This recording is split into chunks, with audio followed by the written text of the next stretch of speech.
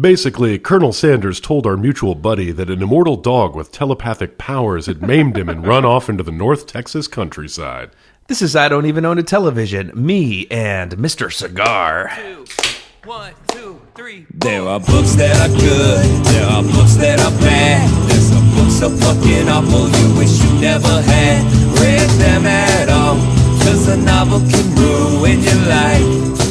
Hey buddy, I don't even own a television. Welcome, greetings. This is I Don't Even Own a Television, the bad book podcast that dares to ask, what if E.T. was written on hallucinogens?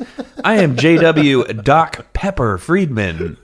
I'm Chris Clsn, and I'm Shaggy, dog. And Jay had to explain that joke to me off air because I am a little under the weather still. Well, it won't make any sense unless we explain a few more things about this book that we're talking about today, Me and Mr. Cigar. It was written by Gibby Haynes, lead vocalist of a band called the Butthole Surfers. I'm sorry, what was that name again, Jay? The Butthole Surfers. So, we're less than a minute in, and your mom's already mad at us. Or if you discovered them on the radio or MTV in the 90s, the BH Surfers. The BH Surfers. However, their big hit was a song called Pepper, so that was the joke. It's multi-layered. And Dr. Pepper is a beverage that is inexplicably popular where?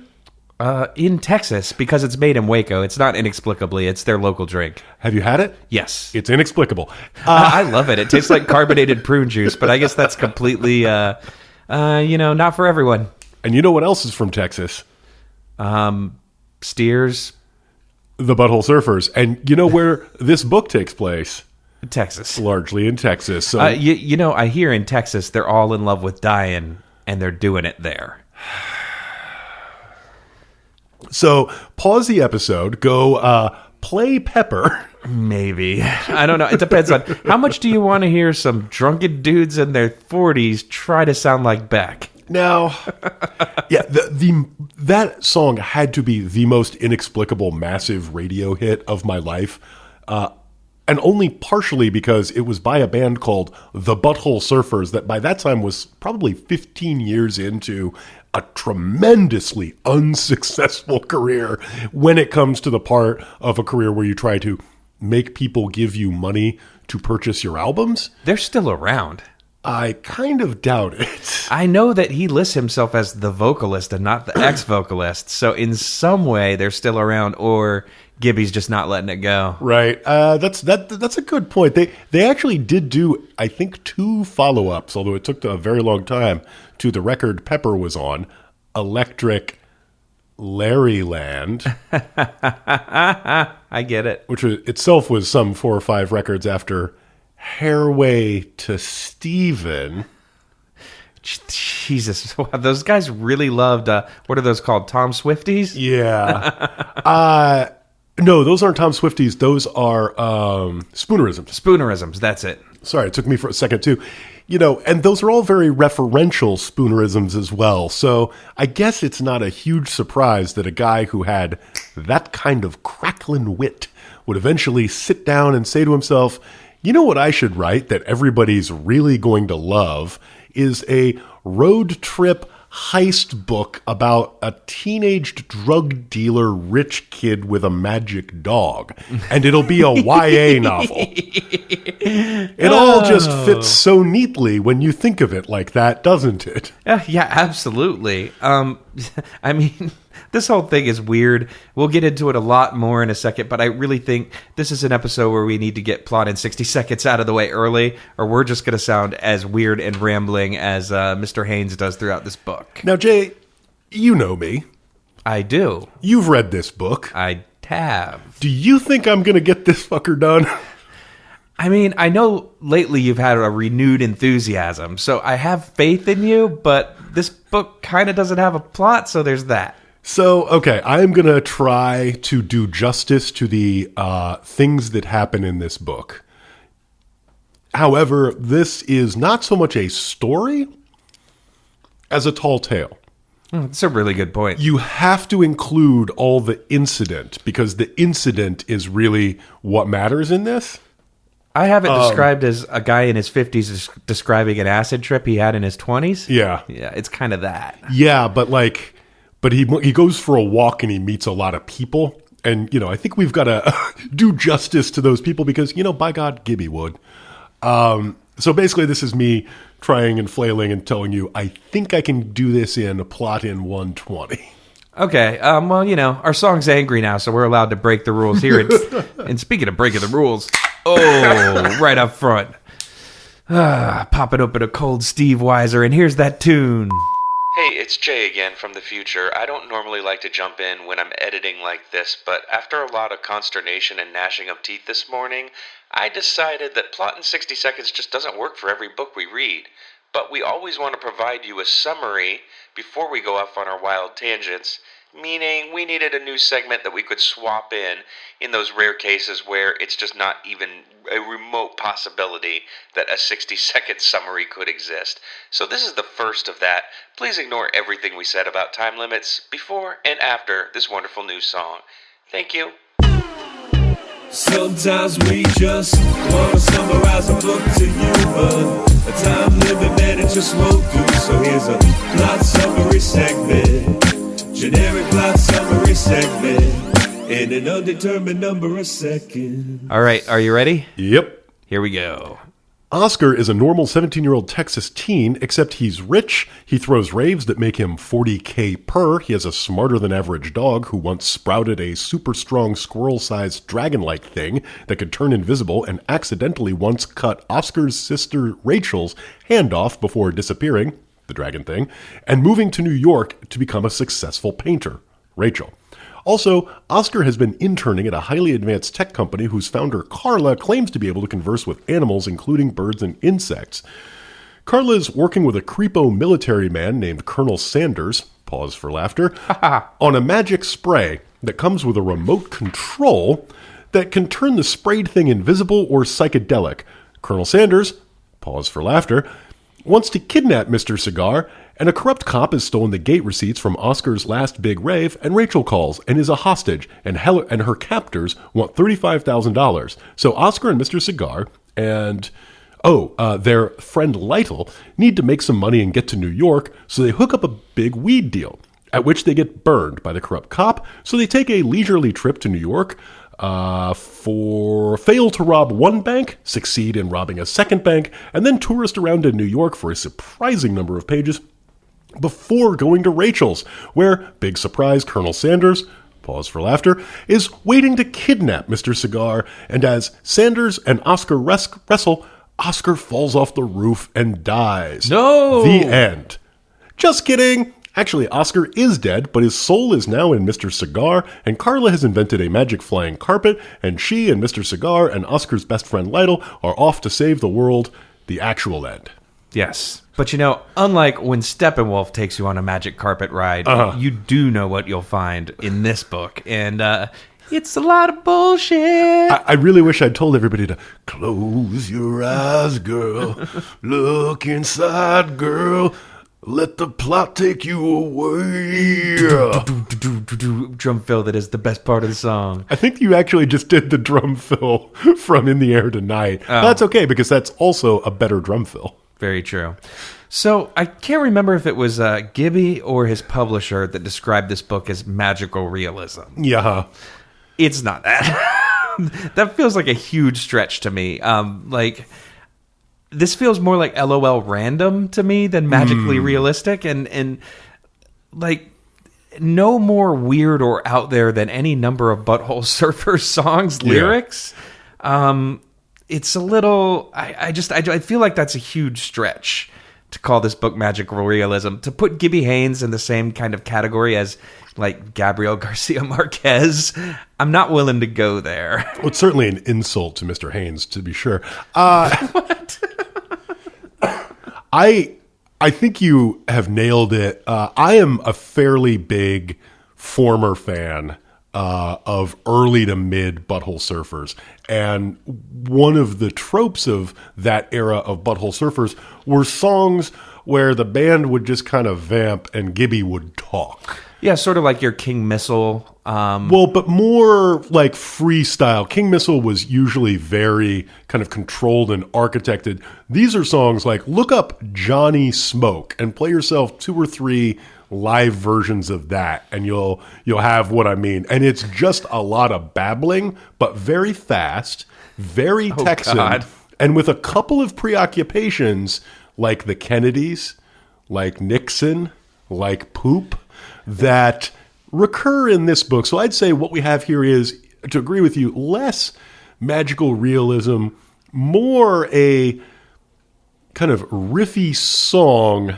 And really what it adds up to is what I would describe as lesser Pynchon but bad.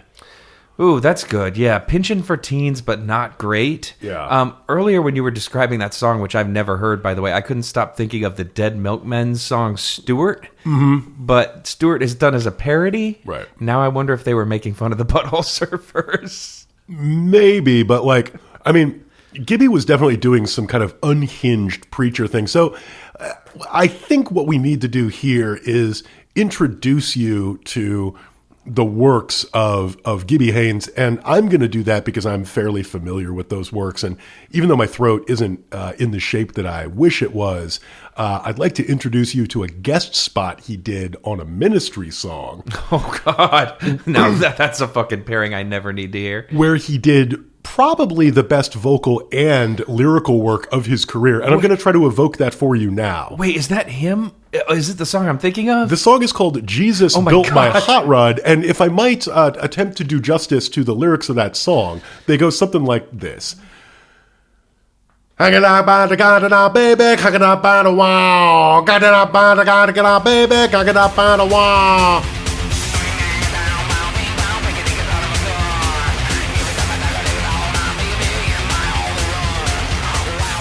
And it goes like that for about 9.5 minutes. I had no idea that was him. Oh, that's Gibby, baby. Oh yeah, awesome.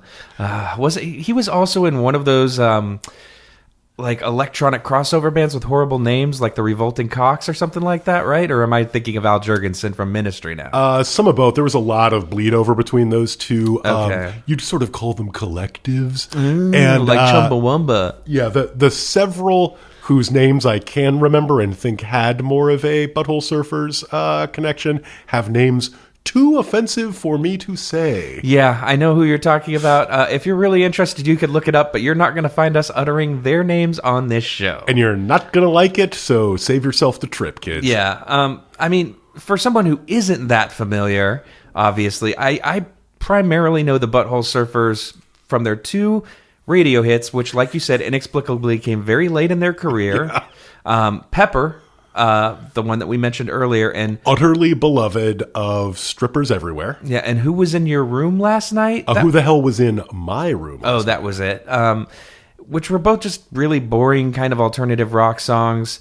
As far as I know, most of what I know about them comes from a book we recommended, Our Band Could Be Your Life. Yep. Which is generally about guys with really strong work ethics and, really like, I would say, kind of driving moral forces behind what they do. Whereas Butthole Surfers are the one band in there that, get naked and use slurs at their shows, yell at the audience, antagonize people on purpose, are provocative lyrically, and not the type of people that I would want to hang out with.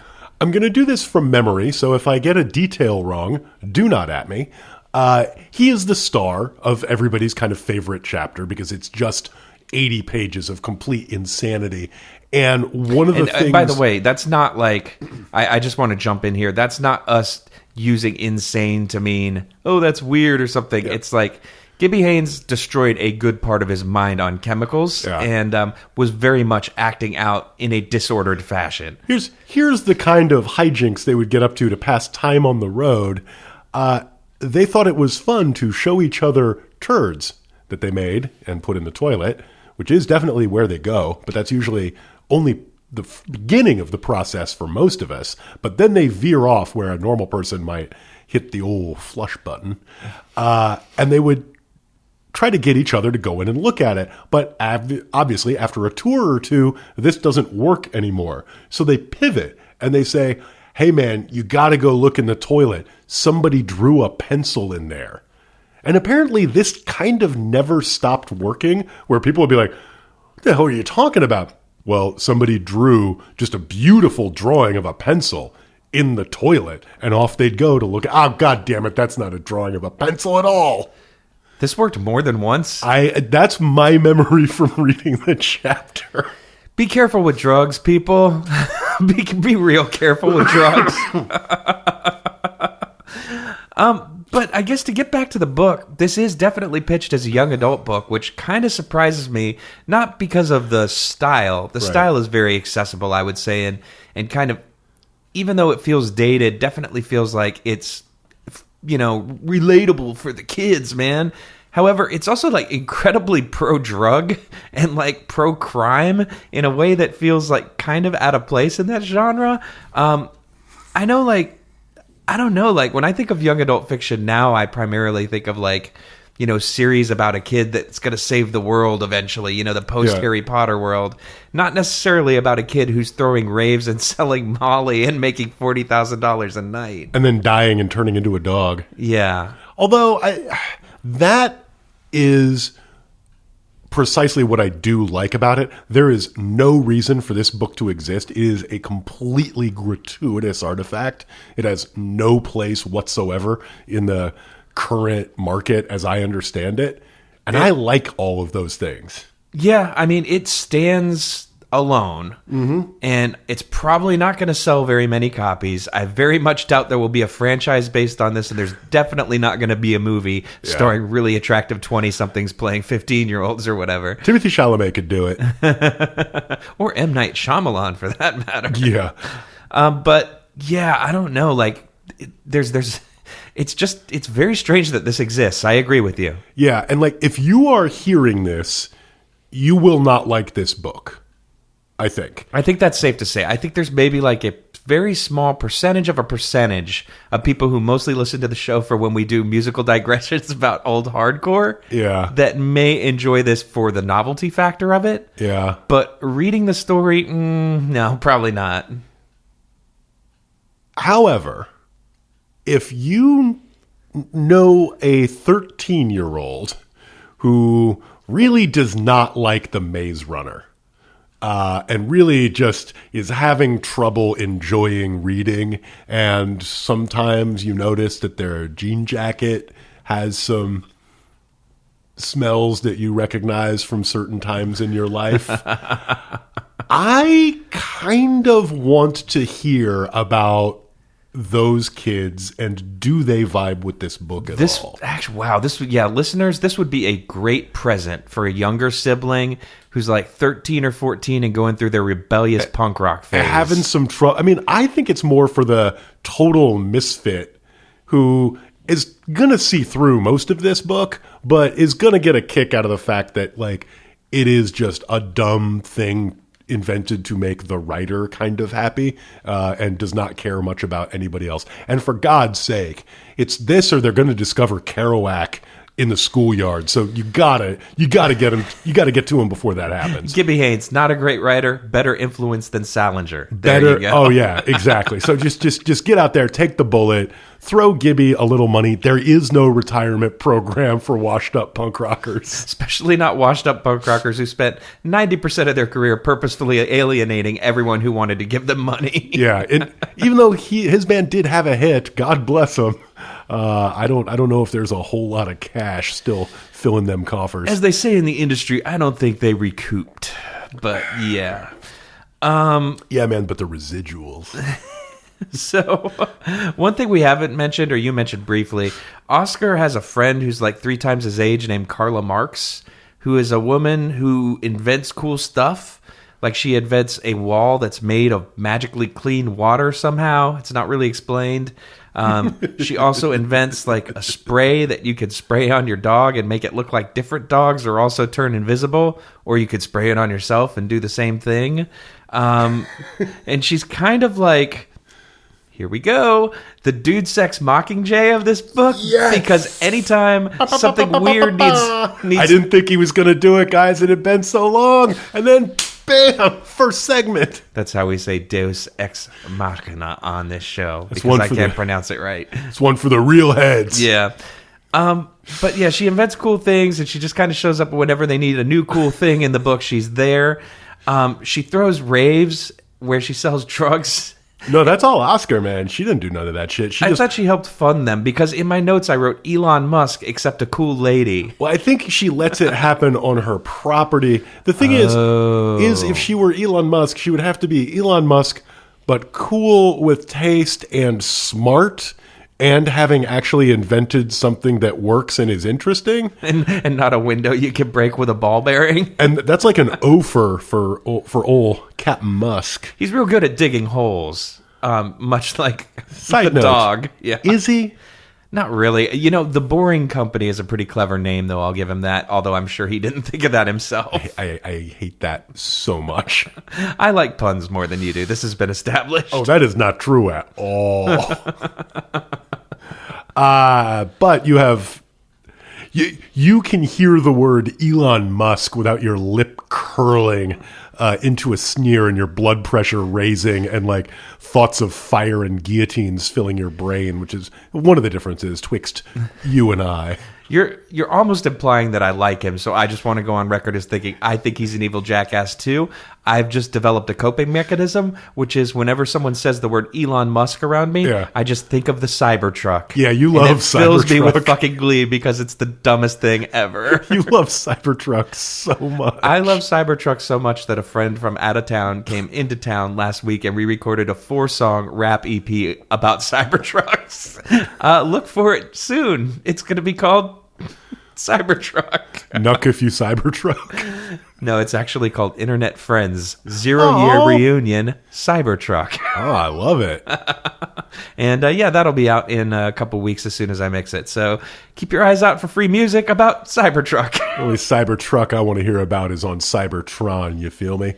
Word. If you'd like to hear an hour and a half of jokes nearly that good, try the Patreon. Anywho, let's talk about me and Mr. Cigar. Jay, this title annoys the piss out of me. I try not to be that, like, grammar nerd guy. It should be Mr. Cigar and I agree. But that sucks, too. Like, I get why you would do it, but it's just like, how about you just call it Mr. Cigar? Yeah, that's a good title. You know who the most interesting character in this book is? The magic carpet? Mr. Cigar, I feel like. And the least interesting is the titular me, a.k.a. Oscar Lester III. He kind of sucks, but Mr. Cigar rules. Mr. Cigar does kind of rule because Mr. Cigar's a dog. So I think it's time for us to roll right into high points, low points. So let's do that. Here's a song. High points are high, and low points are low. High points, low points, get ready to go. So forced segue there was because we're going to start out with high points, and no, neither of us get to say Gibby Haynes when he wrote this. Oh, fuck. But my first high point is that Mr. Cigar is a very good dog who loves his boy very much. Mm-hmm. And there's a lot of... You could tell Gibby likes dogs, and I'm a sucker for authors who like dogs. And there's a lot of sweet dog and boy moments in this book, so I enjoyed that. There's a lot of face licking and rolling around on the ground with your buddy and all that kind of stuff. I dug it. I think that is extremely fair.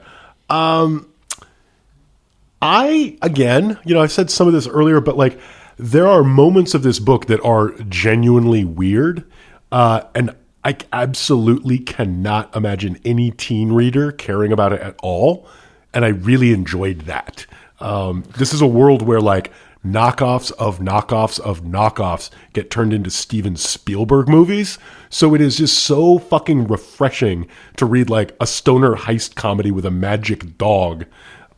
With a bunch of Nixon jokes. That's also E.T. Well, it is also a little too E.T. I didn't actually pick that up when I was reading it. So, like, I've had to revise downward strongly after you pointed that out. That kind of... That's a real kick in the knackers, bud. I mean, I don't know. For the minute Colonel Sanders showed up and was like, that magical thing is government property. And I was like, oh, okay, now we're going to do the E.T. thing. Yeah. But there are no flying bikes. There's just, like, a cool van. They do definitely go spend $1,000 on choppers, which is kind of hilarious. Yeah. Do you think the van had anything painted on the sides? No, I think it was just like rickety bullshit. I thought you were going to say rickety rocket was painted on the side, and I was like, deep pull. Okay, so low points. For me, the first one is something that we've been referencing quite a bit. This book meanders a lot. It's kind of what I expected coming in, given what I know about Gibby and his lyricism. But I sort of expected a focused narrative to some degree, whereas this book, like, what it's about changes every 10 pages or so. And some characters show up and then disappear for large swaths of a book. Some people may like that kind of stuff. I really don't. I like books that are a lot tighter than this. And this book is like the opposite of that. Yeah. This book is like listening to a band practice for the first time. Or what sounds like a band practice for the first time, but then you realize they've been milking that shtick for 20 years. Oh, Butthole Surfers. I'm talking about the Grateful Dead. Oh, okay. Or the Butthole Surfers. The Butthole Surfers occasionally stumbled into a riff, though. That's true. They kept it simple, and their rhythm section was pretty together. It was just generally Gibby that was unhinged and bad. Anyway. Speaking of bad, there's a long chapter where the most tiresome thing is not the chapter's title. And the chapter's title is, "And Beams Made of Brown Hit the Ground." So do you think that's a turd joke? I know it's a turd joke. Okay, continue. And it just sort of goes on like this. I'm going to read one short bit of it, but this goes on for pages and pages. When I opened the door, there were a ton of people milling around. The sun was going down, and as my face felt the awesome embrace of that cool evening air, I instantly went from feeling dizzy, sweaty, and sick to being absolutely sure I was solidly in love with the world, and the world in turn was solidly in love with me. As sunlight gave way to light show, my responsibilities gave way to what the fuck? The few things I'm supposed to do at this point in the evening become randomly unclear, then completely unimportant, as my field of vision fills with vibrating night glow, nondescripts. And no matter how good a writer you are, and no matter how much subject matter expertise you have, even extremely evocative and accurate descriptions of being high are only so interesting. And that's about, on a good day, I'll bump that up to a D+. This is not even quite D+ interesting about being high. And let's be real, that makes up at least 30% of the book. For certain. Yeah. So I guess mine's a little bit similar here, a little bit different, but I would just say, Gibby Haynes does have an authorial voice. He has a style. Yeah. And his style is this very Kinky Friedman-esque, keep Austin weird kind of cool Texan vibe, alternative Texan that I just don't like. Nothing against anybody in Texas. There's a lot of very cool people there, but I spent a lot of time in a band that played in Texas quite frequently, and I met a lot of people with this kind of attitude in real life where you'd be like, this guy's pretty cool, and then they just drop a slur in the middle of a sentence to freak you out, and then start talking about weird anti-Semitic government conspiracies. And the voice of this book reminds me of that. You could turn the page at any point and there'd be something about lizard people. Just not feeling it. And he doesn't do it in the book, thank God, but that's the voice. That makes a lot of sense. When you're young and you go to a new town for the first time and you meet some dude and you're like, wow, this guy's got such great fucking stories. And then you run into him the second night you're there at the same bar and you realize that it's the same story. Yeah, and I mean, in Austin in the, early 2000s, that was generally the guy that booked the show. So you had to kind of go, or you weren't going to get paid. So unfortunately, I feel like I've kind of suffered through these kind of long-winded stories where you feel like at any moment the axe could drop and you'd be like, oh my God, what do I say now? Yeah. It was so, there were parts of this book that just reminded me way too much of that attitude, and I didn't like it. But however, there are a lot of great Texans that I met too, so I'm not trying to paint everyone with the same brush. Just, this particular style of out there weird Texan, I wear a cowboy hat, but I'm still a punk rocker. Here comes the F word slur, just not feeling it. So, that's a low point.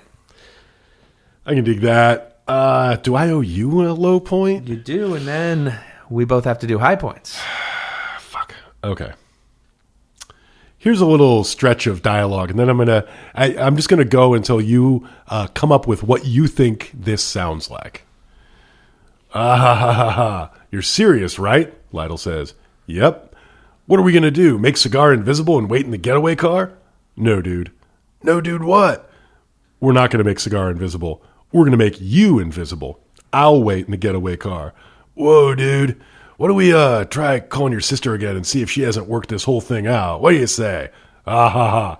Relax, dude. Seriously. I wouldn't make you rob a bank. She's my sister. And besides, with Carla's camo unit, there's no way we'll get caught. Okay, so this is the unreleased Harold and Kumar movie? I was thinking Cheech and Chong. Yeah, Dude, Where's My Car? Yeah. Anything from that tradition of stoner comedy? This book has so many long two-handers that go back and forth, and virtually every utterance ends with the word man, that I basically was trying to use my e-reader and my credit card to like pick out seeds of weed. And I don't have any weed. And I live in California where the weed is legal. Yeah, and none of it even has seeds anymore. I was just going to say, no weed here has seeds anymore, man. That shit is a business.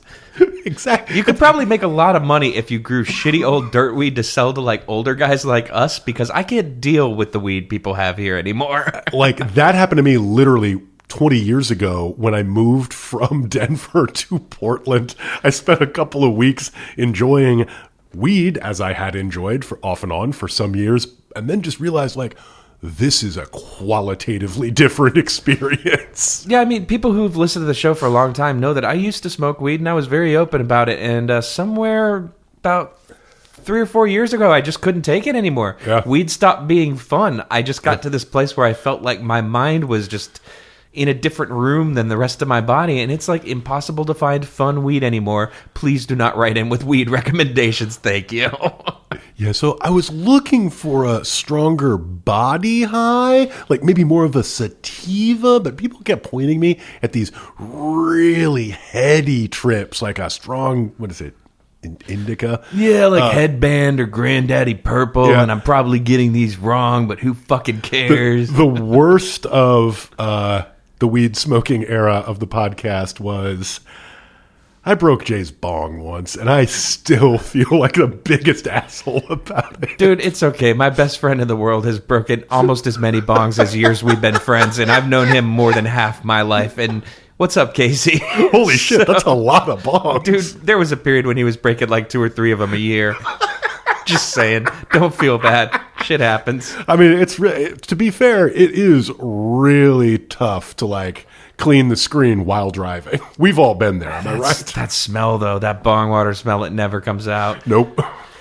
Okay, well, speaking of bong You know what? water. You know what's actually funny is I'm betting neither of us actually thought there was going to be a long weed digression about this book, which in retrospect is just a failure of planning on our part. Wait. Is this a Weed Dad book for teens? Holy shit, it's a weed teen book.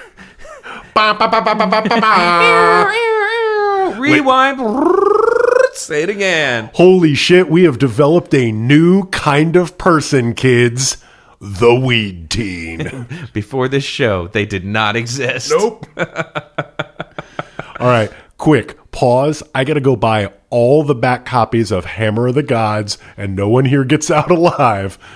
And then I'm going to sell them to weed teens, and I'm going to be rich, Jay, rich. No, I'm saying this is a Weed Dad book that they can share with their teens. That's what I think. Oh, man, nobody wants to share a book with a weed dad, man. Oh, man. So, son, I know you're 17, but I decided we should, start. Maybe I could read you a bedtime story. This one's by the singer of one of my favorite bands, Gibby Haynes. Fuck. And it's about doing drugs and throwing raves and a magic dog and Dad, get out of here. It's a little scene I like to call John Roderick at home. Oh, God. Oh, man. Okay, so high points. Dad, did you borrow my history book? Because I opened it at school and somebody had marked a page with a zigzag. Why is this bookmark stuck to the page? And it's extra wide for some reason. Okay, let's escape from these like weed jokes that are dating ourselves because I'm sure like none of this shit exists anymore. Oh man, I don't know. I don't ever go to a store in Oakland and not wait behind somebody buying like one Swisher Sweet. I was gonna say, yeah. Around here, it's more like backwoods and stuff. Yeah, I feel like the age of the joint has gone. We're now in the age of the blunt. It's a new epoch. Yeah, the blunt dynasty, if you will. All right, but moving on. Last high point. I'm gonna be honest. All of the bad that we've talked about is really kind of overshadowing the fact that I found this pretty fun to read. At the end of the day, I read it in one sitting. It took very little time. It was stupid, but it was stupidly entertaining, and I enjoyed it in much the same way as I would enjoy like watching a bad movie that I knew was going to be bad. Like, it's not self-aware about its badness, and I enjoyed that. It goes by really fast, and it's like you mentioned earlier, it's just really unique. There's not a lot like this that exists in this world of the publishing landscape. Mm-hmm. So, yeah, I think ultimately it's a pretty fun read. I don't know how many other people out there are going to like it, but I had a good time reading it. Mine is similar in that, the Lady Noodles texted me just last night listening to our last episode, and it took me a long couple seconds to remember the part of the book she was talking about, because that was a completely faceless, completely unmemorable affair. This book, while not a good book, I don't think, I will remember. Yeah, I feel like this has a wild animus levels of like sticking in your brain. Yeah. I will never forget that I read Me and Mr. Cigar. I'll tell you that much. Oh, fuck, dude. You're going to end up on the blurb. Oh, God, you're right. And it should have been me. Seriously, though, yeah, this is a very memorable book for many reasons. And, I definitely will. It's going to occupy more of my mind than I wish it did for probably the rest of my life. Yeah. You're just waiting for somebody you know to turn 13 so you can just sort of like, all right, time to be the cool uncle. You know, I mentioned my friend Casey earlier. His son's growing up pretty fast. You better guard yourself. You never know what's going to show up gift wrapped for his 14th birthday. I'm just playing. I wouldn't do that. All right, anyway. But I would. So let's, I guess, go take a break and, some micro dots or something. Whatever the fuck kids take now. Yeah, let's take a quick break. See if we can't, throw a little vodka to move this high around a little bit. I found some pills under the car seat on the way over here. Don't know what they are. Probably Dexies. Saved half of them for you. I can play E on the bass guitar real good with a pick. Ooh. So I think we're ready. So we're going to take a break, start a band on drugs. We'll be right back.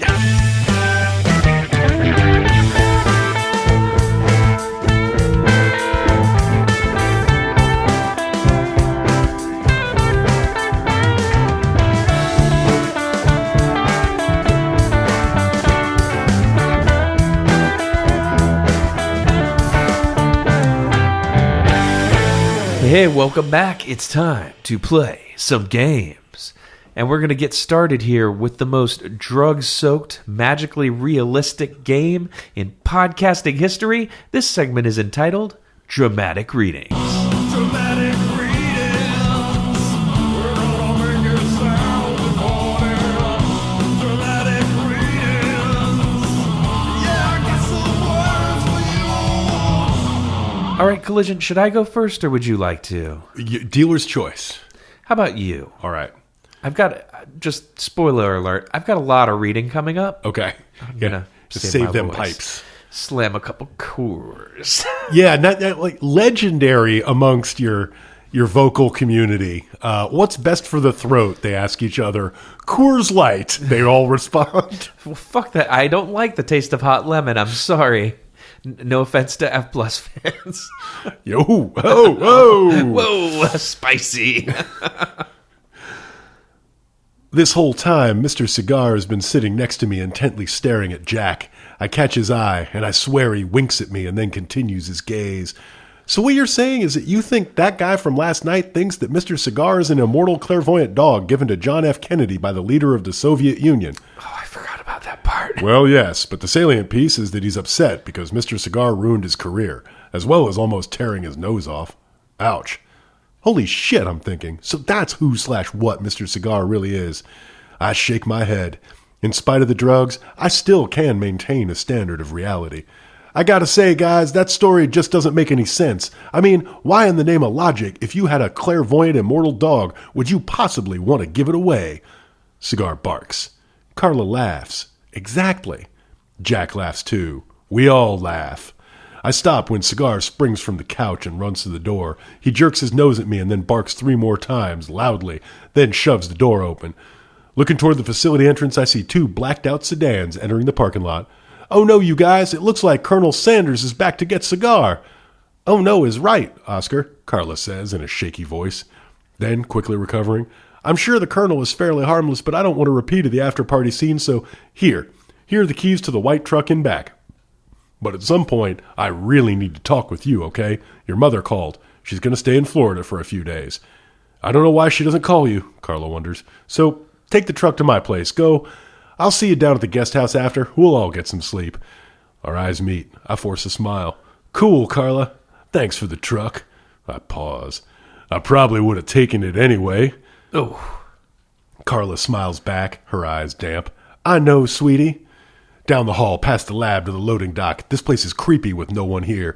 Off-hours lighting is supplied by one of Carla's crazy solar inventions. It lends a cool blue glow/essence to the entire facility. I slip out the back into the pickup truck down the driveway to the rear entrance of IBC, then home. Well, sort of home, to Carla's house with Mr. Cigar. Maybe sleep.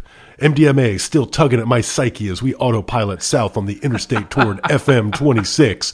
That's 26. 2 times 13, double unlucky, I'm thinking. Then, glancing over to the passenger side, I noticed that Mr. Cigar has managed to bring my little drawstring backpack containing my dead iPhone, the aerosol can, and the remote control. Maybe not so lucky, maybe not so unlucky.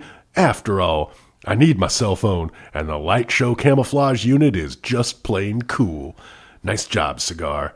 Finally, to Carla's house. I pull into the guest house garage, make my way upstairs, plug in my smart-ass phone, and collapse on the couch. Okay, so do you realize the implications here? Because it didn't occur to me when I was reading. I understand almost no implications, so lay it on me.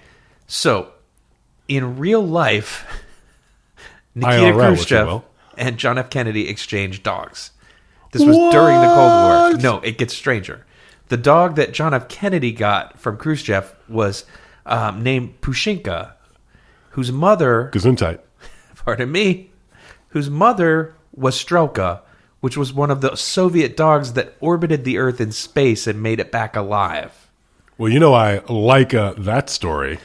I'm just saying, like, I've long been a fan of not the actual practice of sending dogs into space, but I find the Soviet space dogs to be a very fascinating topic. Yeah. And Strelka made it back to Earth alive and gave birth. So Whoa. The implication here is that this dog is Pushinka, I guess, which is just Russian for puppy. Oh, that's adorable. But, like, so he was born from a space dog? Yeah, space dog. I just clicked when you were reading that, and I had to look up JFK Space Dogs to remember the name. But are you sure about that? Because I am absolutely positive about that. Because what I know Strelka from is that it was the development server at a job I had several years ago. They may have all been named after space dogs, because I hate to tell you this, they did it many times. Everyone knows Laika. They were sending a lot of dogs into space. I don't like it. Let's change the subject. Yeah, but I don't know. Like, that just occurred to me. I was like, weird. I mean, again, you cannot accuse him of pandering to his audience and just giving him that hot Soviet Cold War astronaut dog content we all know the Zoomers crave. And it's all fucking paratextual. Like, if you weren't already obsessed with this, you would have no idea. Right. It's weird. Like, I know about this because I had to solve a puzzle based on it once. Like, and became very, very obsessed with the space dogs after that. You know I work really, really hard never to interrupt the podcast to shout, "Nerd!" Oh, I'm a super nerd. It wasn't just a puzzle. It was a puzzle in a video game where you're pretending to be a spy, and you have to solve very complicated puzzles that involve doing a lot of real-life research. Dig up, Jay. Dig up. And, I cut my hair, looking real sharp. He is looking sharp, yeah. ladies. Surprisingly, still got a nice, strong hairline under there. I was worried about that. In addition to that, doing pretty good for myself on the old self-confidence front. Yeah. Writing songs, and, I play video games where you solve puzzles. And as soon as you hear my recommendation, all this goes out the window. So I walked in and, Jay was like wearing a muscle shirt doing what I think was probably his third set of curls. He said, "Sup, little man." Gave me a quick backhand slap in the chest. I had to go lie down for half an hour. Big gains today. No, actually, you walked in and I was folding Sonobe for modular origami. So, yeah. Look it up, kiddos. All right. My dramatic reading, after I paused to belch, which I will edit out. I don't know why, but everything you just said caused my brain to belch up hot-blooded, check it and see. Got a fever of 103 by Foreigner. Because it kind of rhymes with Sonobe? I mean, if you think my brain works that well, fuck, I wish. I don't know. Hot-blooded, check it and see. I Fold make me modular up some origami. Yeah, there we go. Then I take a break, play Shinobi. on my Sega. Okay, so the section I'm going to be reading from is entitled White Sport Coat / Pink Crustacean, which reminded me of cake. I was going to say. I need a girl with both of those. Yeah. And this is the first time that they tried the invisibility spray on each other, a human being. Cigar, up until now, has been invisible, but that's it. I remember Carla's instruction and give Lytle the proper thwap. It appears wet when applied to the skin, and in a delayed flash it dries or sets up or activates, whatever you want to call it, all at once everywhere. I turn on the remote control and switch it to camo, and only his head and hands disappear. "Oh no," Lytle says, looking in the mirror. "Oh wow, dude." He does some weird dance. "This is pretty cool. I look like the Invisible Man." "Yeah, man, but a shirt and a pair of pants would get you caught robbing a bank. But wait a second, Lytle. Take off your shirt." Peeling off his shirt, there was an odd-looking moment as it came off his shoulders, but now his torso was way unbelievably transparent. There was another odd moment as I leaned forward to look inside his empty pants. "That's weird, dude." "I know, but your pants actually look kind of empty. What does it look like to you in there?" "It looks weird, dude." "Okay, Lytle, I think this is going to work, and yes, it is kind of like the Invisible Man, and I thought I'd never say this to my best friend, but take off your pants and steal my wallet. I'm going to watch." "Freak," Lytle says as his pants and underwear fly across the room, hurled by an unseen force. "That's so cool, man." "I know. That's why I did it." Cigar growls and tracks Lytle's movement. He apparently can see through the technology, but Lytle is convincingly not there to me. The wallet disappears as a few pieces of it briefly fly into the air, then nothing. Absolutely nothing. It's totally gonna work. "Where did you put my wallet?" "It's under my arm, man."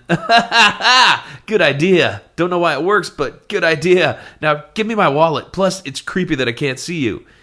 "Even creepier that I can't be seen." Lytle is talking really close to my ear. Lytle, you're freaking me out." Then without thinking it through, I switch the remote to the light show setting, and there before me, closer than expected, is a blindingly green with magenta polka dots version of Lytle. And I might add that in the brief moment that remote is in light show mode, every detail of Lytle was blindingly green with magenta polka dots.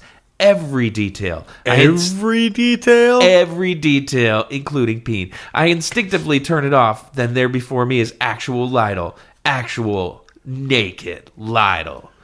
Dude! We'll just leave it there to breathe. We'll throw up a quick edit of that dude onto the SoundCloud for those of you who still favor a custom ringtone. What? Me doing a bad fucking Cheech Marin impression? I really want that as my text message notification. Yeah. We need a soundboard. Fuck yes. But it's kind of stealing it. I don't know. F Plus has been doing soundboards forever, and I don't want to steal from our favorite thieves, as it were. So, in a world where the James Hetfield soundboard no longer is online, we do not face a problem of having not enough soundboards. Good point. Good point. But it's time for us to move on to another game. Let's get a little thoughtful. Let's think and ponder the big questions in life, like what would they do? Sometimes the tensions are hard to define, and others the clear as day. So tell me, what would they do? All right, so in What Would They Do, we put ourselves into the shoes, invisible or otherwise, of the characters from this book and try to determine what they'd do if they were in situations not presented in the narrative. I'm getting better at that, right? Fucking amazing. Okay, good. It was pretty confusing for a while. I mean, I kind of know the premise, yeah. But then again, I've ridden along for a few of these. I'm pretty bad at describing this segment. I feel like I'm getting better. Okay, so I'll ask you a question first. It's explained in the song. That's a good point. But, a lot of people have trouble understanding, sung vocals, I've discovered, and we don't post the lyrics anywhere. Maybe we should. Anyway, what would they do? So, Oscar Lester III and Lytle Falstaff Taylor, I don't think we've said his full name until now. Major plot point, that middle name. Yeah. Falstaff? Yeah. Well, how does... I don't remember that. That's how Dog Oscar proves that he's Oscar. Oh, yeah, later on. Because Lytle hates his middle name and nobody knows it. You're right. I forgot about that. That's like after Oscar dies and is now in Mr. Cigar, which is really creepy. Anyway, the two of them, what would they be doing in real life if they weren't off having a magical adventure, escaping from government agents with a shape-shifting dog and invisibility spray? Yeah. What would they be doing? So what would a rich drug-dealing teen and his best friend whose family works for the rich teen's family be doing if they weren't having adventures? Well, best case is the first episode or two of the first season of the OA. Sorry, that's the worst case. Where you've got blonde rage kid, whose name I can't remember, doing lots of drug dealing and sexing.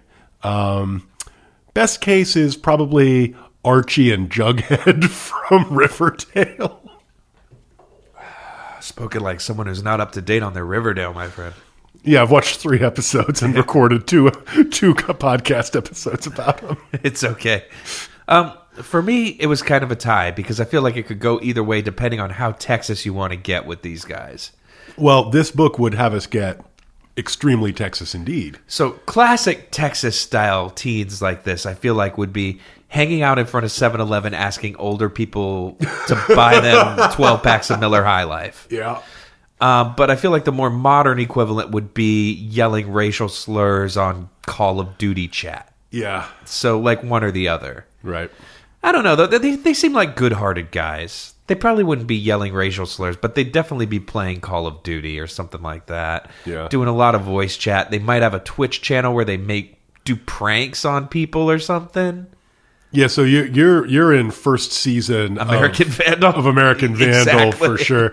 Oh my God. Okay, so if I were to have to make a movie of this, that kid is probably aged out of it, but the kid from the first season of American Vandal would make an okay Oscar. I can't remember his name, but he is amazing. He's great. He was on a TV show. He had a small part on a TV show that was by the Broken Lizard guys. So if you remember Super Troopers and we're like, what if this, but for TV and about firemen, that exists. Oh, I remember seeing commercials for that, airing during professional wrestling, surprisingly enough. Yeah. Yeah. I saw a couple episodes. I chuckled. Cool. All right, what would they do? It's done. It's done. Let's move on. Let's do a little Russian roulette. It's been a while. Russian roulette, Russian roulette, Russian roulette, not actually Russian. Okay, so before the show, I had generated 2 random numbers. Clsn, why don't you go first? You have picked the number 36.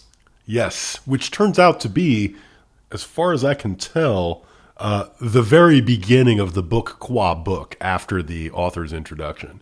Yeah, I subtracted 10 pages from both the beginning and the end. Or sorry, I added 10 to the beginning to make sure that we didn't just end up reading front matter. Right. All right. So I'm going to drop in. So this is exactly what it's like to start reading this book. By all accounts, 12-year-old G. Oscar Lester III was a lucky boy. He lived on top of a hill in the biggest house in town with his father, G. Oscar Lester II, and his mother, Dolores Ames Lester. The Ames before the Lester was important because, as his mother said, the Ameses were better than the Lesters and ought to come first. Actually, I can barely talk anymore, and I think that gives a flavor. Yeah, it does. All right, so the number I chose was 859. It's worth mentioning these are not page numbers. This book is ebook only, I believe. It does not have page numbers. It has locations. I have seen physical copies in bookstores. Okay, well, the ebook does not have page numbers. Right. It just has locations. So this is not a 2,000 and something page book.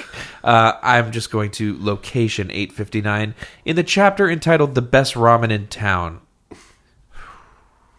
From what Carla said, I have several hours before Mr. Cigar deactivates video-wise, so I press the center button of the remote and switch my dog to light show, heavy on the random, much like this book. Self-illuminated, he rainbows over the handlebars to the ground, both of us happily barking now. I track his psychedelic movements and confidently follow him through the forest with my headlamps turned off. Wow, the controller for this thing is amazing. Really quick response. I could easily make Mr. Cigar a jumble of lights or an orderly pattern. My choice. In the light show mode, one can toggle the variation knob back and forth, giving different morph looks every time you switch, thus making the device playable, almost like a musical instrument.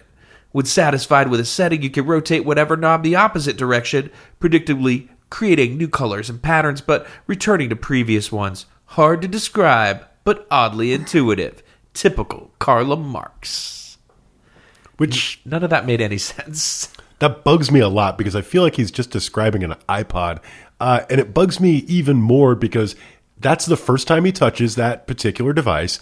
And every other time he does, he's described as having trouble using it. Is it totally intuitive or is it not totally intuitive? Make up your mind. Gibby Haynes, I accuse you J'accuse of being less than consistent over the course of this Shaggy Dog story. I was reminded, and our DJ listeners of a certain age will be reminded of the Chaos Pad with a K, which was basically a touchpad. You just dragged your finger around, and it made whatever came out of your mixer have weird effects on it, like... So, yeah, there you go. There's a ringtone for you, too. Yeah, another ringtone. And just in case you hadn't heard Beavis get a little too upset on the sugar lately. I made the dog turn different colors.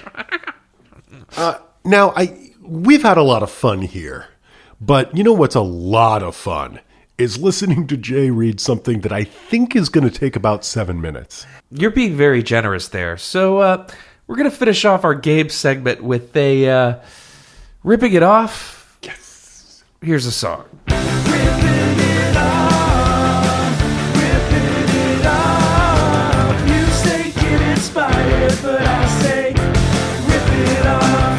So this segment of Ripping It Off is a little bit of a thought experiment because I wanted to prove that it is possible to rip yourself off when you're working in 2 genres simultaneously or, say, over the course of your life. So I'm going to read every single chapter title in this book, which, by the way, the chapters in this book are about like 2 or 5 3 of them? pages long. Yeah, this is something that would make James Patterson look at it and say, "Oh, geez, that's a little shameless, don't you think, bud?" Yeah, this is Patterson Town, and no, there are literally 100 chapters in this book. So get ready. But the important thing here is after each chapter that I read, I want you to tell me if you think it was or was not originally the title of an abandoned Butthole Surfers song. Or I'm going to also say lyric. Yeah, lyric. Let's just say whether or not this came from Gibby Haynes' notebook of musical ideas, as it were. I'm with it. I'm hip. Here we go. This is quick, word association style. Yeah. You ready? So I'm just going to be like, yes, no. I reserve the right. If I know it's something else, I'm going to throw that in. Okay, here we go. The next best thing to getting even is regretting it. Yes. The storm before the calm. No. Sometimes I feel like a nut. No. Wheat cheapies. No. Echoes of Johnson. Yes. Apex predation. No. Zing. Splash. No. Is there a man behind your curtain? No. Tommy Mommy Vomit. Yes. The Road Scholar, as in a road you drive on. Sure. Texas Instruments. No. Destiny Manifest. No. Little Drummer Boy. No. All Mod Cons. Yes. Gray, Green, Blue. No. Lake Emerson and Palmer. No. Krakatoa east of Java. No. The Best Life on Earth. No. Tri-State Terror. No. The Plymouth When You Over Beat Goes On. No. The Bridge Over the Root Canal. Yes. Gary the Beaver and His Friendly Dam. Extremely yes. The Girl with the Drug-Selling Eyes. Nobody wishes he came up with it. Yeah. And Beams Made of Brown Hit the Ground. Yes. There's a red horse over yonder. No. Return of the Dog. No. Narcane. No. An Australian Holiday. No, but it's a reference to this book, so... Yeah. Transition 22. No. The Future is Plastic. No. If I Die, Find Out Why. Exit the Tiger. Yes? Enter the Dragon. No. This is China, Clipper. No? A Date at the Movies. No. The Wine is Like Your Hair. No. The Best Ramen in Town. No. The Last Days of the Romanovs. No. The Chocolate Chainsaw. Yes. A Trunky Quarter. What? A Trunky Quarter. Yes. You know what to do with the coconut. Yes. Apollo Station Zebra. No. The Way Out Cat Named Willie. No. Affording a Cadillac. Yes. And I love that one, by the way. X Games. No. Heads Up. Who Wants to Die? No. The Call of the Wild. No. The Inventor of Bacon. Yes. A Carrot from, pardon me, The Wheelchair Guy. Yes. Rude Air Conditioning. No. TCB. No. By the way, rude air conditioning, almost sure to be a tour joke. Probably, yeah. That's a good point. Incredibly Fantastic Journey Voyage. Oh, God. Another tour joke. Transparent Radiation. Oh, just shut up. No. I Am Gina's Kidney. No. The Peanut, the Chicken, and the Thundercloud. Yes. Nudity, extreme sex, and strong violent content. No. 11-hedral surface in quasi-space. No. The King James Version. No. The Menger Sponge. Yes. Spooky Distance at an Action. Ooh, yes. The Lion Trainer Dudes That Got Creedled. I don't know what it means either. Has to be, yes. Oscars 11. No. Counting Flowers on the Wall. No. Why do you think they call it a hotel? Yes. White Sport Coat, Pink Crustacean. Again, cake. Yeah, Crudites. No. El Bailar. Yes. Another personal favorite here. Said the salami to your boy in the army. Yes. The Battle of the Locusts. Yes. Subvert the dominant paradigm. No. What has gone wrong is still going wrong. No. The Indian in the Toolbox. No. 20 Mule Team Borax. No. Tic-Tac-Toe Maine. Yes. Yahoo Mountain Dew. No. Cold Night for Alligators. Rocky Erickson song, so no. Laser Tag. Actual thing, so no. Wide Schmooth Open. Gonna guess another tour joke, so probably later a song. Flat as a Kansas cornflake. Gonna say again, yes. Dixie Cups. No. High School Reunion. No. Denatured Alcohol. No. Volcanic Island Paradise. No. The Story of a Hollywood Movie. No. Casper the Friendly Ghost. No. A pleasant surprise is still a surprise. What kind of surprise? A pleasant one. And then? It's still a surprise. Oh, yes. Mouth from the South, not Mouth of the South. Yes. Horizon Zero. No. Spock, Help Me. No. Rock'em Sock'em Robots. No. The Deaf School. No. Oh, 2400. No. Nothing sadder than a slow ambulance. No. Acknowledgements. Yes. End. Yes. We did it. We did it. Oh my God. What do I win? You win. The fact that you were sitting here listening to me reading these and like getting to see them as opposed to everyone at home who just lost. Right. So grade me. Let me know how I did. Send us an email. Yeah, like if you're a huge Butthole Surfers fan. Document it extensively. And if you do, I'll send you a ham. I'll have you know, everyone at home, I made a chart of these song titles, and it is 3 pages long. Yeah. Sorry, I said song titles, chapter titles. Which is kind of a lot of work for a bunch of artifacts that I'm 80% sure were created by what was ever on the TV, on the background as Gibby was dictating this. And it's worth noting, none of them have anything to do with what's happening in the chapter except for like 4. Oh, you take that back. Maybe 4 or 5 of them do, like all the ones that mention like Oscar or a dog or something in the title Right. do. The rest of it is just like, here's a dumb joke, and here's 2 pages of words that follow it. Yep. Yeah, so we did it. Woo! We made it. And I now firmly believe it is possible to rip yourself off. Oh, God. Yes. I mean, if there were any doubt left in your mind after reading late period James Patterson, this would definitely drive the final nail into that coffin. Yeah, for sure. So, I guess that's about it for games. Yeah. Let's take a little break, and then we'll come back and talk about things that were not written by ex-members of, or current members of the Butthole Surfers. Every time I say that name, it sounds more and more ridiculous. Or maybe people, let's not write a check we may not be able to cash. We're going to talk about things by people or related to people who are not primarily famous for having been in the Butthole Surfers. Oh, God, did Al Jurgensen write a book? Yeah, and I'm going to recommend it. Okay, here we go. Break time.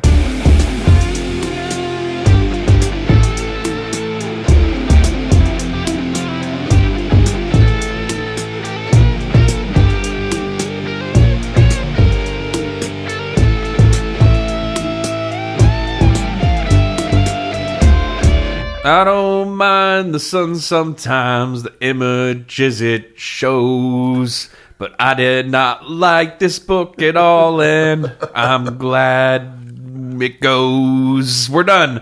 I thought you would have gone with like, and I'm kind of afraid it shows. Ooh, how about, I don't mind the sun sometimes, the images it shows, but Gibby Haynes can't write a book and Mr. Cigar blows. Ouch. Oh, man, I think you just, like, took yourself right off the fucking blurb circuit. Thank God. Sad if you think about it.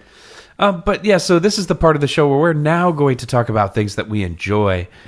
So here's a little tune. Not only venom and spite, sometimes with sweetness and light, and we always end the episode by telling you about a thing we like. Recommendations. All right, so recommendations is where we talk about, you know, what we think you might enjoy, listeners, because I feel like we got a pretty good handle on y'all at this point. But you never know. People can be surprising. Like I said, there's going to be 2 or 3 people who hear this episode and are like, I can't believe you didn't like me and Mr. Cigar. Yeah. Just know that if you like it, the fact that we didn't is not a personal referendum on you. It's okay to like whatever you like. That is 100% okay. But Yeah. our job is to make light of things, and that's what we're doing. And some of them are just real easy targets. Yeah. But speaking of things that aren't, I guess I'll go first. I'd like to recommend a book called The Master Key by Masako Tagawa. It was translated by Simon Grove for the Pushkin Press imprint Vertigo, which is their crime imprint. Hey, it's Jay again, doing the thing that I hate and punching in during recording, but I realized that I had totally forgotten about some very problematic content at the beginning of this book. In the prologue, there's a man who is disguised as a woman for nefarious purposes, which you discover very quickly, but he is accidentally hit by a car, and this book was written in the 60s and is intending to evoke 1950s Japanese culture, so there are a couple quotes from police officers that are transphobic and kind of gross. So just be aware that that's there in the prologue. I think you can enjoy the book without even reading the prologue, but if that's a deal breaker for you, I totally understand. Sorry for the interruption, just wanted to warn you because I did not before, and I definitely don't want our listeners getting smacked in the face with a prologue that upsets them from something we recommended. Now back to the show.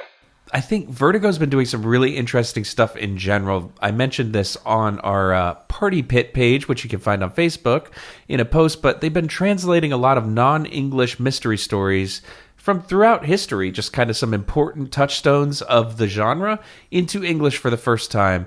And this was the first time the Master Key has been released in English. I think it was about 2 years ago. And it's a really good book that's about a women's apartment block, which is a thing that was in Japan, basically for single women to live. And it starts out as it feels like a series of creepy vignettes that have nothing to do with each other. And then gradually you start to put the pieces together and realize there's a story behind all of this. So it's like a backwards mystery. And I don't want to give anything else about it away, but I would really recommend it if you enjoy mysteries in general, or even just kind of weird thrillers or just structurally strange books. And I'd also just like to recommend Pushkin Vertigo because they're doing great stuff. They've recently translated and released 2 of Seishi Yokomitsu's novels. He's one of the OG mystery writers from the early 20th century in Japan.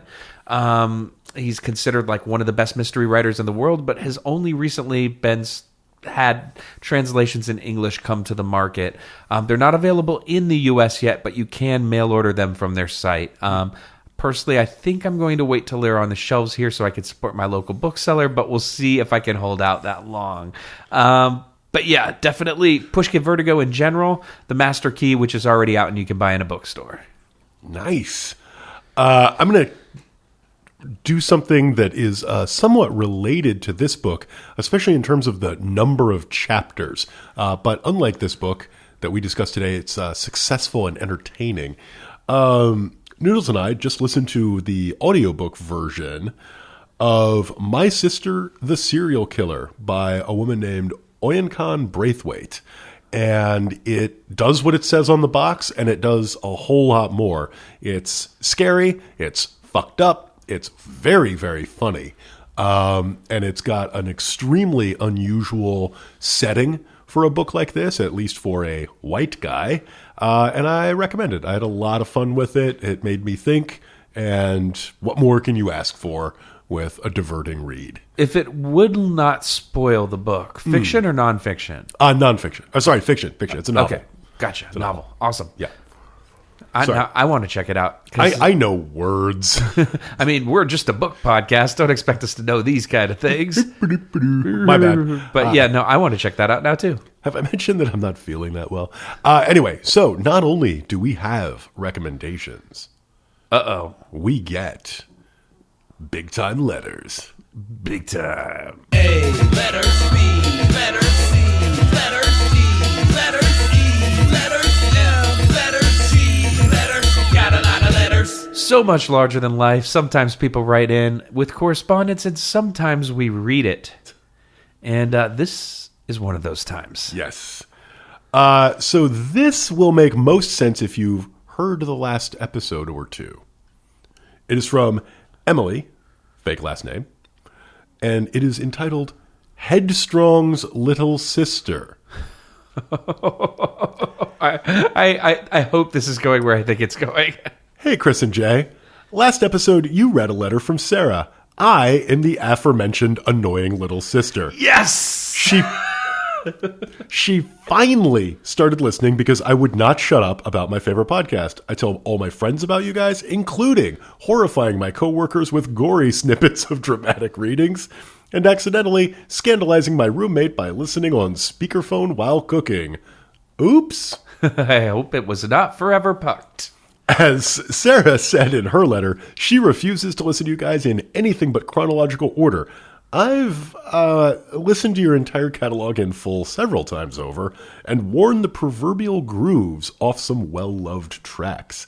Anyway, because she won't hear this episode for several months yet, I had to screech at her immediately over text, while personally having a conniption fit at how cool it was.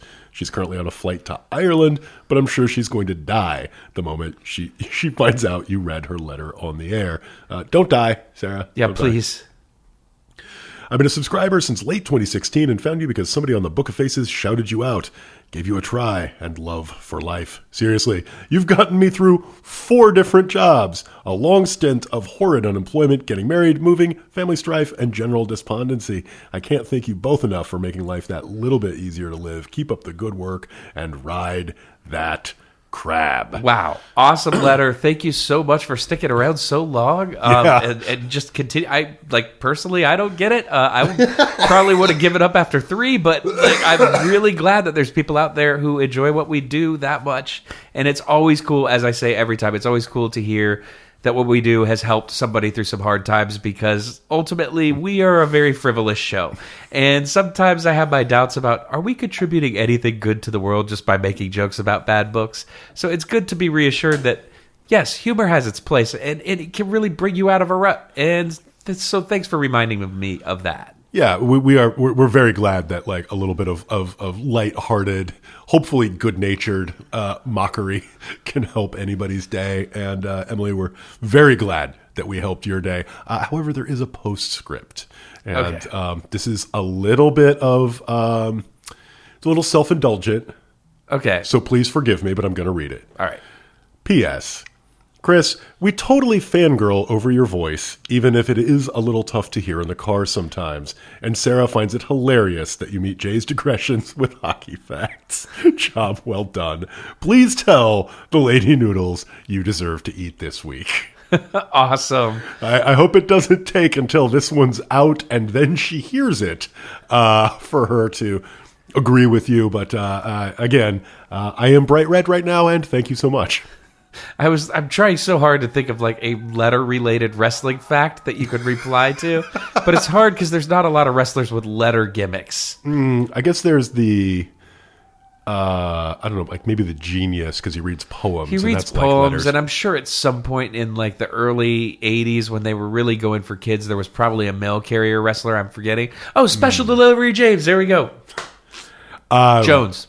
Recently, Alexander Ovechkin scored his 700th goal, and I now would not bet any money against him eventually ending up the all-time NHL goal-scoring leader.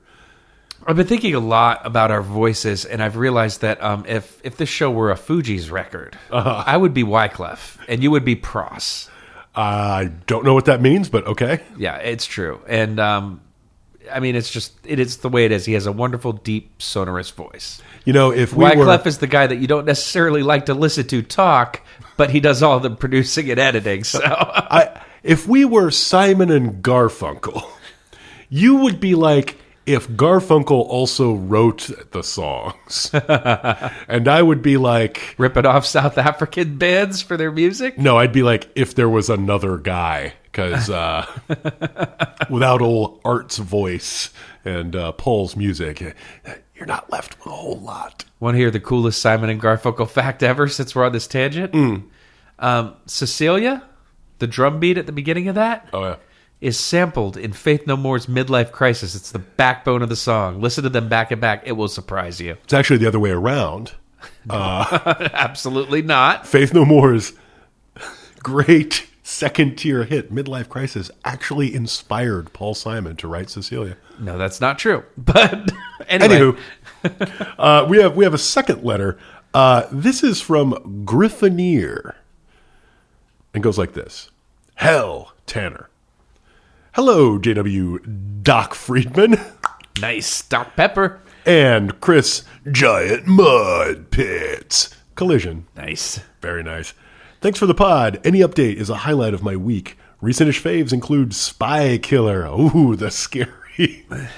That one. Ooh. Yeah, that's as close as we're ever coming to that one again, I think. Yep, I think so. Those of you who aren't hip to it, Spy Killer is by L. Ron, not Mother, Hubbard. Yeah.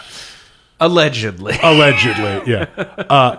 Other recentish faves include Pet Sematary and 4. I appreciate your wide knowledge of music, even if I only understand 10% of it or so, like Eminem, Mom's Spaghetti. I just finished reading Damnation Alley by Roger Zelazny. I haven't read his more well-known works yet, but from what I gathered, it falls outside his usual style. It concerns the last surviving Hell's Angel. Yeah, all right. Hell Tanner, driving from LA to Boston in what we would call an infantry fighting vehicle today, or more accurately, a Cybertruck, to deliver Black Plague vaccine. The post-apocalyptic landscape is something like Stephen King meets Fallout, a game inspired by the story. However, I can't help but hear every word spoken by Tanner in Chris's tough guy voice, which makes the book much funnier than it was intended to be. You're really up on your voice this episode. You may be actually listening to the audiobook, which I believe was done by Henry Rollins doing his impression of me doing an impression of him. So shouting? Yeah. Which brings me to my question. I really liked the book, and so did a few other people, as it went on to inspire Fallout, Judge Dredd's The Cursed Earth, and the classic cyberpunk novel Hardwired. Okay, quick pause. I'm as big a Walter John Williams fan as anybody, but Hardwired, classic, you're probably right, but it just makes me sad that you're right. Genre classic. Yeah. I mean, barely anything but Bruce Sterling and William Gibson ever really pierced their way out of that bubble, Yeah, I feel like. That's fair. I was surprised to find a big-name critic called it, quote, an action story at the bottom of the man's talent. Something Zelazny agreed with. So here's the question. What are your most well-liked works of fiction that aren't all that liked or are hated by their creators? Stay frosty and ride that crab. Fuck. I thought this was a great question. Yeah, I wish I would have known about it in advance to give some thought to it. But I will go while you think. Okay.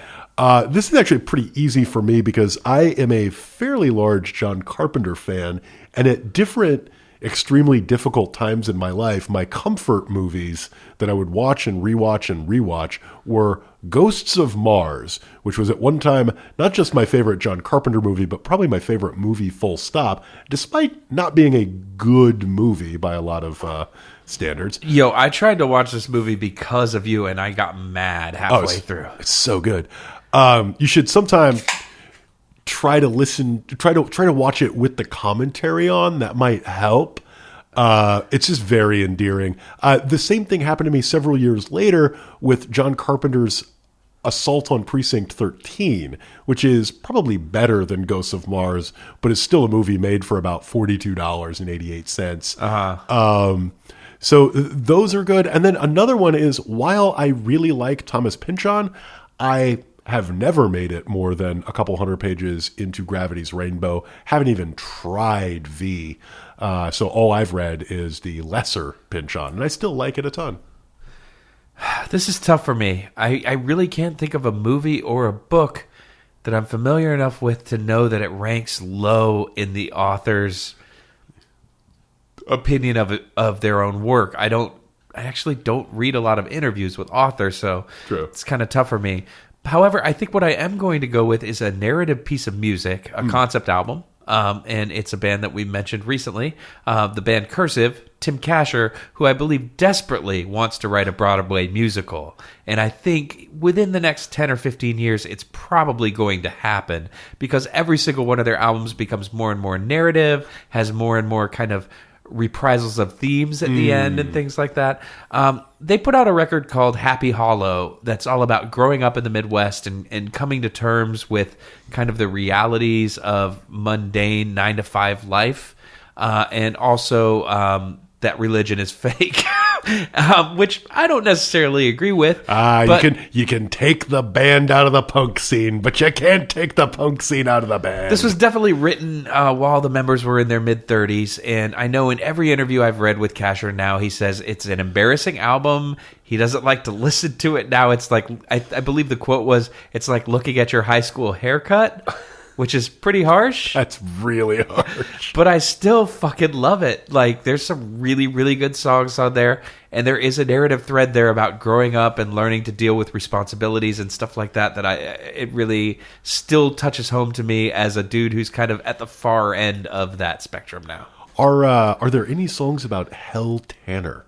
No, there aren't. And I want to say, if that's the only Zelazny book you've read, you're doing yourself a huge disservice. There aren't other podcasts, as we know. Yeah. If there were, there might be one that had categories of good, bad, and bad. And Damnation Alley is a pretty good, bad book. Yeah.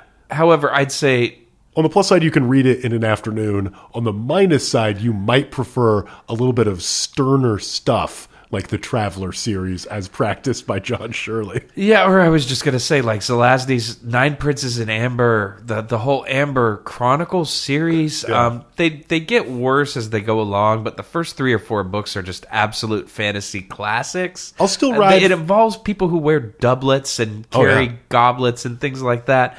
But there's also some really interesting and unique ideas in them. And he's one of my favorite writers. I don't like fantasy books generally, but Zelazny has always been a favorite. So. I'll still ride for the first 6, although as you point out, the series goes downhill with a quickness, and then the ones after that he tried to kind of come back and recapture the magic, I found the results unappealing. However, you can buy them all in this gigantic book that's like literally like about 1.5 feet thick. So if you ever want to carry around something heavy so you can look like a huge jackass in a coffee shop, that's the compilation for you. The problem is, if somebody looks over your shoulder, they are going to see the word jerkin. Yeah, and they might see a drawing of a playing card with a guy holding a goblet and a dagger. And is he wearing tights, Jay? Oh, of course he is. Oh, it's random. Of course he is. So, and I don't mean like LOL random. That's his name. Waka Waka. Yeah. Okay, so what was your self-insert Prince of Amber character that you thought a lot about? Random. Oh, you didn't make up a new one just to like slot in? Like, no, I just wanted... Like in the late seasons when ratings are flagging and they need like... No, I just always thought Random was cool because he was the shit stirrer. He's like the Loki of those books. Mine was Jagger, and his colors were green and black. Ah, yeah. See, being a colorblind guy, that never really meant much to me. But they all had colors. Okay, right now, I guess I would be, let's say, if I were going to write it in now, this is tricky. I'm trying to think.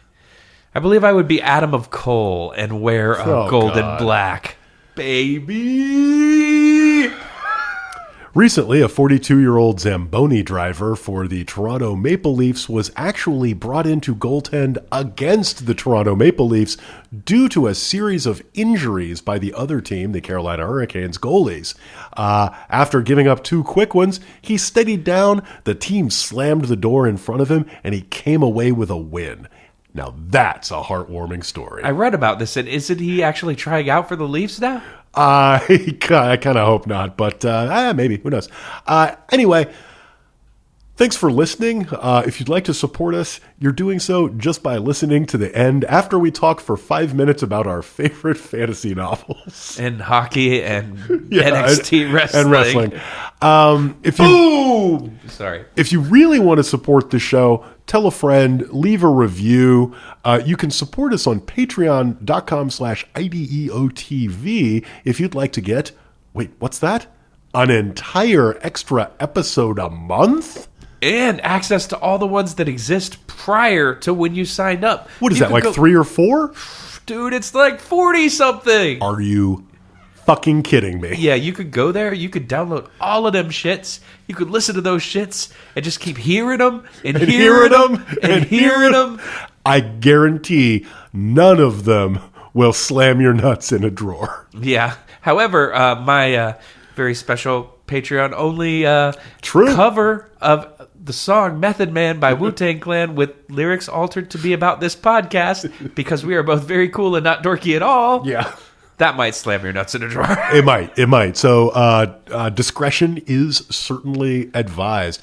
A quick plug for our next episode where we're going to do something a little bit different. We're going to have a guest. We haven't done that in a minute. And that guest wrote a book about stuff that might get classified as bad books. Yeah, like, I don't want to diminish the efforts of other people. We've definitely had authors on the show before as guests, but this is the first time, I think, we've had someone on the show that's written something directly related to the book that we're going to be talking about. Yeah, so if you have been waiting for 140 some episodes to finally hear somebody who truly knows what they're talking about, wow, you're an extremely patient person.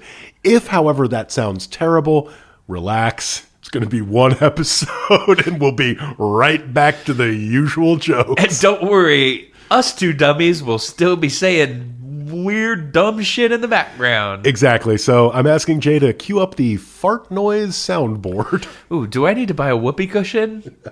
A whoopee cushion. Ooh, American whoopee. No, I'm not buying another fucking novelty domain name. It's not happening. Oh, yeah. Thanks to our sponsors, AmericanSlideWhistle.net, a joke we kind of forgot about. Yeah, well, they kicked us off for our language. So basically, fuck AmericanSlideWhistles.net. Their slide whistles are shit. If you go to the website, I think there's strong indications that they are actually kind of a terrorist organization with some extremely shady shit in their past. I think that's possible. And they promised a box of slide whistle stuff every month. But the last month, I didn't even get a slide whistle in the box. It was just some shitty T-shirts of like cartoon guys playing slide whistles, and then an autographed picture of a slide whistle, which doesn't even have arms. It's a bunch of bullshit. Wait, you got an autographed picture of Slidey? Yeah. Anyway, that's great. It's on the fridge.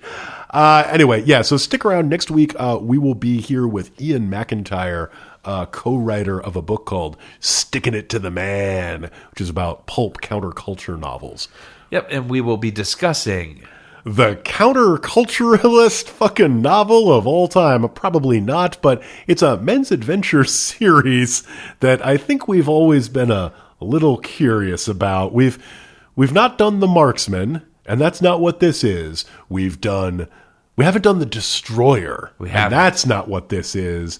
This is The Penetrator. We'll see you next time, guys. Later. Don't penetrate the crab. No, please don't. Anyway, here's Wish You Were Here.